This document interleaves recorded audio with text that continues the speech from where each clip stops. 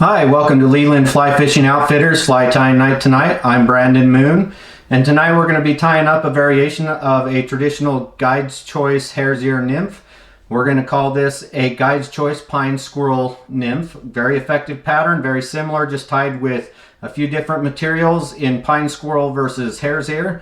And we're going to tie it in black and red, one of our favorite color combos. We'd love to hear what your favorite hare's ear color is in the comment section below, so let us know and we'll see you next time. The hook that we're going to be using today is the Moonlit Premium Tagata ML 502 1X Strong jig hook. The bead is a 3.0 millimeter metallic red bead to fit the size 14 hook we're using. We're tying with Semperfli's Classic Wax 12-aught in floral red. We'll start that behind the bead, wrap all the way back to the bend of the hook using that tag end to create a nice smooth underbody where I'll trim out the tag end with a razor blade. For our tail, you're going to see that I'm going to use some Moonlit Fly Fishing India hen neck, and I'm just taking a larger feather and then I'm going to take a small clump of the fibers to create the tail, and I'm going to measure this out to be about 1/2 to 3/4 the length of the hook shank, and then I'm just going to tie that in on top and we'll secure it down. We're going to go all the way up to the bead of the hook here. Once I get up there, I'm going to take some Semperfli fly tying wire in red. This is the 0.2 millimeter size. I'll slide it up into the slot of the bead there, and then I'm just going to secure it down and use that to help create a nice smooth underbody, wrapping all the way back to the back of my tying point with the tail there. And before I get all the way back, I am going to stop just short, pull my tail and the wire up, and give 2 wraps underneath just to help pull and secure that tail end so it's nice and vertical. Then I'll wrap all the way back to the back there. You're going to see I'm going to have a nice hot spot butt here with this floral red. Now I'm going to take some Moonlit Fly Fishing Pine Squirrel dubbing in black, and we're just going to create some small dubbing rope here on this thread, and I'm just applying small bits of it versus large amounts. I love the pine squirrel dubbing because I get a nice buggy dubbing, but it dubs very easy, much easier than hare's ear. And I'm going to kind of start this manually because I'm having a hard time getting it to go back a little bit. Once I get that started, I'm going to use the rotary feature on the Nirvana V2 vise. You can see that nice center axis rotation here helps me create nice even wraps.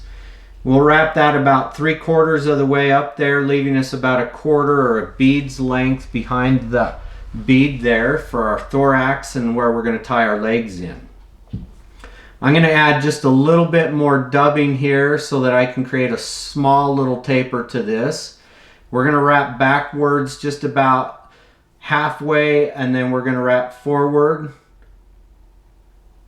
At this point, we're going to take our wire and we're just going to wrap open spiral wraps forward until we get up into the thread. And I'll wrap into the thread and then I'll secure it down over the top a couple times, in front, back, in over the top and in front, just to make sure it's nice and secure. A good helicopter here is going to cut that wire nice and clean. Now I'm just going to invert my hook here so I can tie in my legs. This is Semperfli's Silly Legs Grizzly Flutter in the smoke and copper flake color. I'll measure that out to be the length back to where my tail is there. And I'm just going to pull those legs back over to my side and secure it down. I usually lock it in place. I got a little ahead of myself, but I'll measure out the other side and then use my finger there, my index finger, to pin it in place and then secure it down with a good couple wraps. Nothing too tight because I'm going to maneuver this, because you can see the rubber legs didn't sit exactly the way I wanted them. I want them more vertical across the body there. Once I've got it in place, I'll lock it in front and then up it over the top and in front again, just to lock it in place for good measure. Now we're going to create our thorax and maneuver and manipulate these rubber legs. We're going to do this with more of the Moonlit Pine Squirrel dubbing in black. If you wanted to add a little bit of color separation, we've got a new dark gray color that would add some color to this in depth. So you can see over the middle part twice, and then I'm just going to use the dubbing and my thread pulling those legs back so that they're not going forward or straight out. Now we'll trim these out so that the fronts match up with the back legs.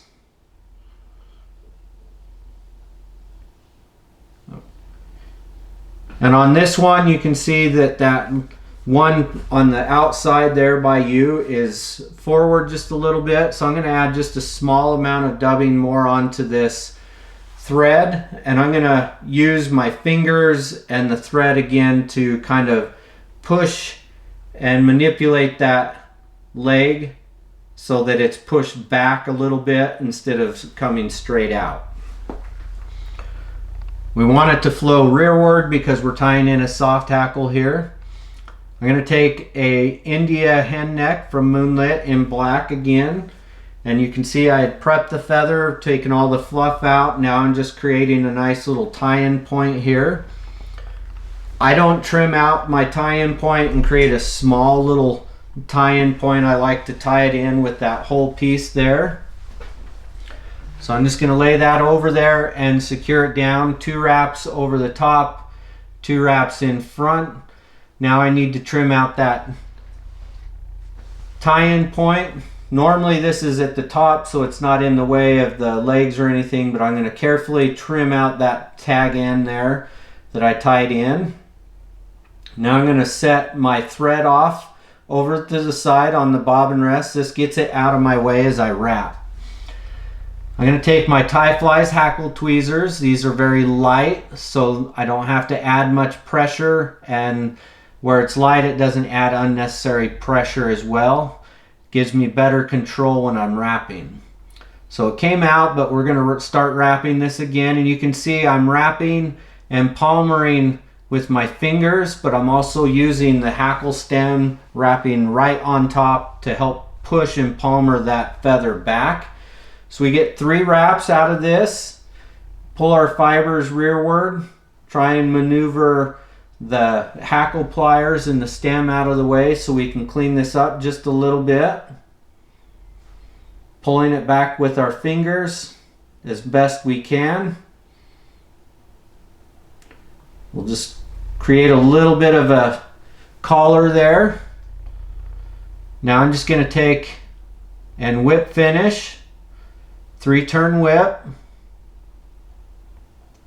Snip that out with my snip tool on my whip finish. And then we'll take the razor blade.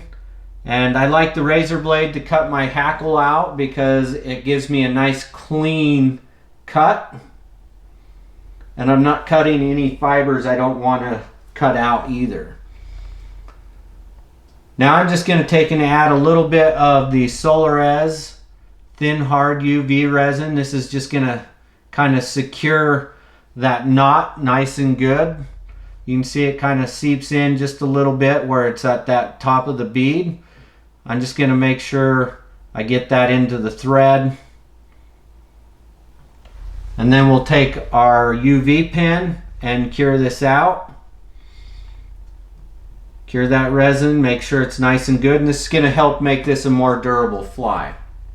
At this point I just trim out the legs if I needed to, or the hackle fibers, and there you have our Guide's Choice Pine Squirrel Nymph.